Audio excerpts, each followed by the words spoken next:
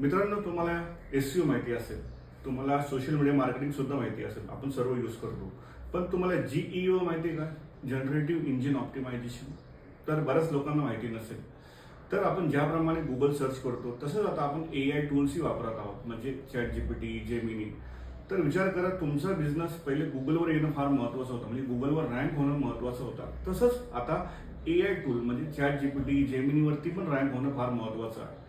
मग त्या बिझनेस जेव्हा आपला बिझनेस जेव्हा ChatGPT, जेमिनीवर रँक होतो ना, म्हणजे अशा अनेक अनेक टूलवर, तेव्हा आपण जनरेटिव्ह इंजिन ऑप्टिमायझेशन करत असतो. म्हणजे आपला बिझनेस GEO फ्रेंडली आहे. कारण GEO नसेल तर विचार करा, ही फक्त सुरुवात आहे AIची. इथून पुढे मॅक्सिमम लोक हे AI यूज करणार आहेत.